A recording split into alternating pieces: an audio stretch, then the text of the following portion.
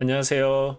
6월 13일부터 16일까지 성막과 관련된 이야기가 한꺼번에 나와서 같이 좀 이야기하도록 하겠습니다. 출애굽기 25장과 26장을 보면 거기에 성막에 대한 이야기가 집중적으로 나옵니다.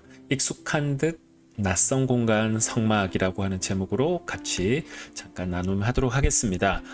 이때 당시는 출애굽을 한 지 두세 달 정도 지난 상황입니다. 그들은 여전히 이집트에서의 경험들이 생생하게 남아있는 상황이겠죠. 이집트의 제의적인 상황도 그렇고 문화, 그들이 피부로 느끼고 또한 체험했던 그 모든 것들이 남아있는 상황입니다. 그런데 특별히 종교적인 경험과 관련된 아주 중요한 세 가지가 있는데 신전이죠. 그리고 재물에 관계된 것이고 제사장에 관계된 것입니다. 그래서 25장, 26장, 또 27장까지 그리고 그 이후에도 제사장에 대한 이야기가 나오는데 오늘 특별히 25장의 예물에 대한 부분이 좀 나오고 그 25, 26은 거의 대부분 그 성막에 관련된 이야기입니다. 25장은 이집트의 신전과 비교될 수 있는 성소에 관한 이야기인데요. 아래의 사진으로 대충 그때 당시 신전의 어떤 공간의 느낌을 어느 정도 참고해 보시면 되겠습니다. 이집트 신전은 돌로 만들어져 있습니다. 그리고 고정된 장소였죠. 그런데 이스라엘은 이것과 어떤 점에서 차이가 있느냐? 이스라엘의 하나님은 이동식 그 텐트 안에서 이스라엘 백성들을 만나 주셨다라고 하는 점에서 차이가 있습니다. 이집트는 신들이 거주하는 일종의 공간으로서 좀 더 여겨져서 그곳에 신이 살고 있다, 신의 집이다 이 정도의 느낌으로 신전을 대했습니다. 그러나 이스라엘은 물론 하나님이 그 공간에서 만나 주시, 그 공간에 거주하는 느낌이 어느 정도 있지만 사실은 그것보다는 회막, 만나다, 만남이라고 하는 그 관계에 더 방점이 찍혀 있는 것이 바로 이 성막의 좀 뉘앙스입니다. 그런 점에서 볼 때 좀 비슷하지만 분명하게 서로 다른 차이가 있는 것이라는 것을 좀 이해할 필요가 있습니다. 보시다시피 바로 이스라엘 백성들이 이동해 나갈 때 그 중심에 이 성막이 있었습니다. 이 짧은 시간이어서 성막 디테일에 대한 이야기는 다 할 수 없지만 몇 가지만 좀 짚어보면 좋겠는데 씨띠나무가 좀 자주 등장합니다. 궤와 상을 만드는 재료로 사용되고 성막 널판이나 빗장을 다 이 씨띠나무로 만들었습니다. 조각목이라고도 하고요. 출애굽한 백성들에게 조각목과 얽혀있는 씨띠나무와 얽혀있는 느낌은 어떤 것이냐 하면 이 씨띠나무는 광야 자란 아카시아 나무입니다. 밑에 그림과 같이. 그리고 이게 더 가문 곳에서 자라는 이 씨띠나무는 굉장히 딱딱하기 때문에 고급 가구를 만들 때 사용했다고 합니다.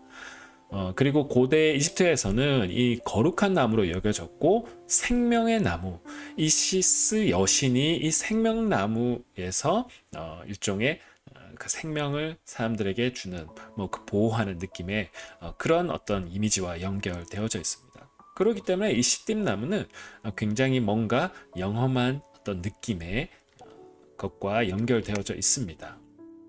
그런데 그러한 것을 씨띠나무로 이렇게 만들었다라고 하는 것은 이 성막이 뭔가 좀 특별한 공간이다라고 하는 뉘앙스가 그 안에 풍길 수밖에 없는 것이죠.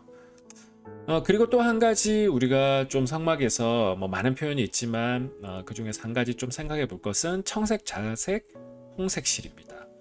그 휘장의 이 재료로 만드는 것인데요. 고대 이집트에서는 자줏빛 염료는 굉장히 비쌌고 실상 돈이 있다 할지라도 계급이 되지 않으면 파라오나 아니면 귀족 계급이 아니면 사용 못하는 색깔이었습니다.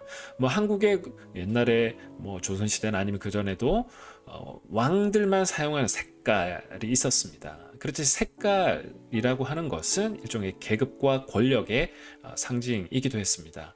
그래서 이 색감은 파라오나 귀족들이 사용한 것인데 아래의 느낌 참고 자료를 한번 보시기 바랍니다. 어떤 메시지가 담겨져 있을까? 이것이 원래는 왕족이나 아니면은 귀족들만 사용했는데 이 무늬가 이 성막에 사용되어져 나가고 있다라고 하는 것은 뭔가 간에 메시지가 있는 것 같습니다.